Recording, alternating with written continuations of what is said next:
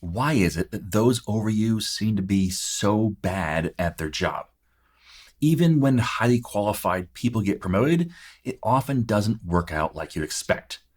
You may have heard of the term the Peter Principle, and that principle can explain some of this, but it also shows us that sometimes we are climbing the wrong ladder.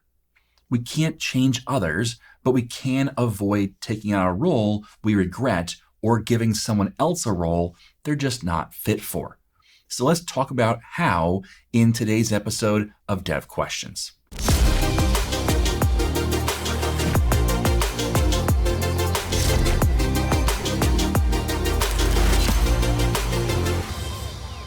Software development is more than just writing code. So let's talk about the rest of it. Specifically, let's talk about climbing the right career ladder. And let's start with briefly describing the Peter Principle, since I think that's going to be informative for the rest of our discussion. Now, the principle states that in a hierarchy, every employee tends to rise to their level of incompetence. What does that mean? What it means is that as you go up the career ladder, at some point you will stop where you're incompetent. Now, it's pretty harsh, but let's look at this in perspective. Let's say you're a software developer. That's probably who I'm talking to right now. You're a software developer. You start off as a junior developer, and then you move up to mid-level developer, and maybe in senior developer. And then the role opens up for managing the department of developers, and you get nominated because you're a great developer.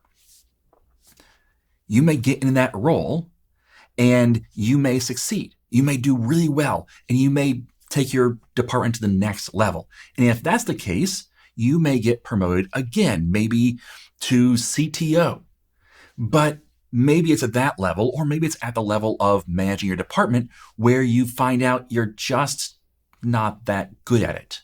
Where maybe at the manager level, you realize you're great at software development. You're great at identifying how to even architect the software, but working with people and managing relationships and dealing with difficult employees is just not something you're good at. Well, guess what? Your company isn't going to continue promoting you because you're not going to get great reviews from your manager because you're not going to be great at your job anymore. So you were promoted because you were great at your job, but you land in a spot where you're no longer great at your job, and so you're going to stop right there. That's what the Peter Principle is saying, is that people get promoted until they don't do a good job anymore, and then they languish in that role or leave. Now, that's a good foundation for our discussion, but let's talk about your career ladder in light of this principle. Because again, we can't change other people. What we can do is learn from this and not fall into the same trap as seemingly a lot of other people have. So number one, sometimes you don't have a next step. That's hard, but it's the reality of your career. Is that when you're in a job, you may not have a next step. I've been in a number of jobs where I didn't have a next step. So one of my first jobs was I was working for a software development consulting company where I was a consultant. And really, I didn't have a next step. The next step was to own the company. I couldn't do that. I can't get promoted to owner somehow. That's not going to happen. I was in that role, and that was it. But maybe your next step, maybe there are next steps above you, but they're not your next steps. Maybe maybe you're a junior developer and you say, okay, my next step is to be a mid-level developer. Cool. That may be your next step. But maybe to get to mid-level developer, that's as far as you can go.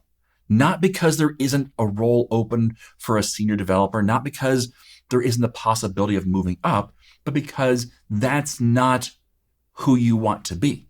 Because being a senior developer isn't just about being a better developer. It changes the role. It's no longer about primarily writing code sometimes. It's about working on architecture and helping others write code and reviewing code. And maybe that's just not for you. You have to understand that sometimes that's not your next step. You don't have a next step.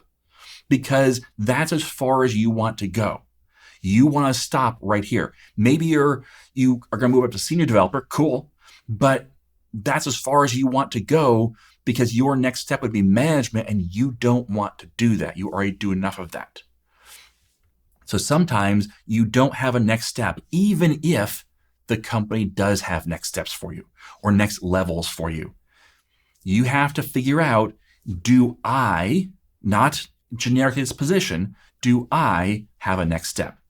Number 2, new roles require new skills.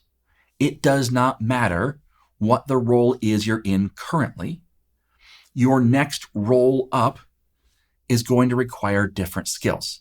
Now, sometimes there are levels within a role. Maybe you're a developer 1 and they say, hey, you know what, we're going to make you developer 2. It's more pay, it's a title bump, but you're going to do the same thing.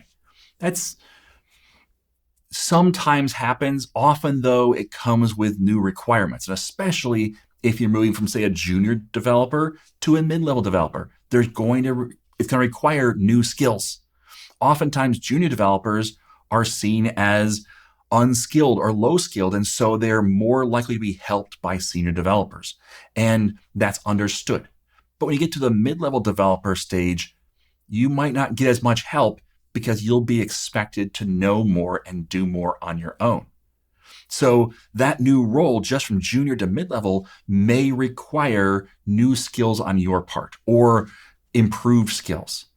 But then, for example, a mid-level developer to a senior developer, like I said before, that can be a big change because it goes from I'm writing code all day long, I'm focusing in on writing a lot of good code, to I'm focusing on architecture and the big picture of where we're going and helping junior developers improve their skills, which is training and teaching.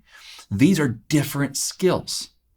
So new roles require new skills, which means, again, going back to point number 1, sometimes you don't have a next step because you don't want to acquire those new skills or you don't think you have those new skills. Now, I would encourage you to realize that you can learn new things. That's always the case. You have the ability to learn new things. So don't eliminate those things right off the bat. But new roles will require new skills. That's one of the big reasons why software developers don't necessarily make good managers, because it's often a whole new set of skills that they either haven't practiced or don't want to learn. And so they get into this role and they realize that the stuff they're dealing with is no longer primarily code, it's primarily people. And that's hard. So new roles require new skills. That's number 2. Number 3, plan ahead. If you're looking at the corporate ladder, if you're looking at your ladder specifically and saying, I want to go from here to there, you need to plan ahead. Again, new roles require new skills. Therefore, you need to plan ahead and say, okay, if I want to get to this next level, what are the skills I'm going to need to have that I'm not currently using, that I need to build up, that I need to improve in? That way I can be ready to move into that new position. So plan ahead. Don't just expect to get a new position and then just be great at it. We're not born great at pretty much anything. We have to learn these things, even if we have a talent in them. So you need to plan ahead and practice those new things, build up those skills so you're ready and you don't flounder when you get into that new position and potentially ruin your ability to have that position before you even get a chance to get your feet underneath you. Number 4, reevaluate the corporate ladder. We've been given this idea of a corporate ladder, and these are the steps, and these are the positions, and these are the levels, and somehow one is supposed to lead into the next. So a simple example for this would be junior developer leads to mid-level developer, leads to senior developer, leads to, maybe team lead, then to, overall manager, and then maybe, a layer or 2 above that, and then CTO, and then CEO. A junior developer almost certainly will never be the CEO, right? Even though the ladder looks like a continuous ladder, at some point it stops. Now, you need to look at the ladder not as this is the steps I have to do, which is just from junior to CEO. You need to look at the ladder and say, what's the right ladder for me? What's the right ladder? Because the ladder for you might bounce around a bit. Maybe you're starting in QA and you're saying, okay, well, my next rung is a junior developer because I couldn't get in as a junior developer, but I started in QA and I'm working on that. So I'm going to build up my skills, planning ahead. I'm going to build up those new skills I'm going to need in order to be a junior developer. And then my next rung would be mid-level developer, but I'm not sure I want to be a senior developer because of the differences in how those changes in the role. And so maybe you plan out that 3-step or 3-rung ladder and say, okay, that's my path. Now, you can change at any time. You don't have to be locked in to what you thought earlier on. When I graduated high school, I thought for sure I was going to be an electrical engineer. That didn't happen. And at first, when that career path changed, it felt like I was letting myself down because I wasn't doing what I had planned on doing. But my plans changed. And I found out that I don't love everything about electrical engineering. I love software development a whole lot more. And so that's what I wanted to do. And so my plans changed, and that's okay. Your plans can change. So maybe you hit that mid-level developer role and go, I kind of do want to be a senior developer. I hit this when I was working for a college where I was a software developer, but I found that, you know what? I want to be in management. I want to have the responsibility of doing certain things and being more of a people leader rather than a software developer only. And so I spent years working as an IT director for that college where I was learning new skills. I was growing new skills. I was actually applying the things I'd already learned. It was more accidental than planned, but I accidentally planned ahead. And so those skills allowed me to move into the position and have more success than I otherwise would have. And my path was not one that I would have planned, 10 years ago, right? Like I wouldn't have said in 10 years, I want to be an IT director, but that's where I was. Now that leads us to point number 5. Don't be afraid to go back down the ladder. So I was an IT director for a number of years, and I realized that I was good at it.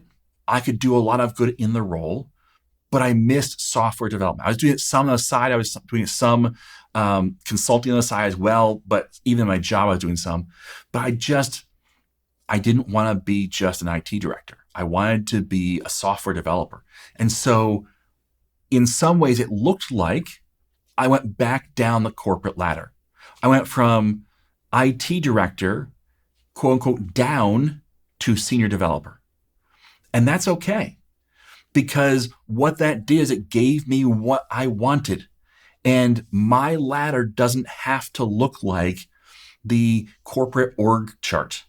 It doesn't have to look like I'm going step by step by step up the ladder.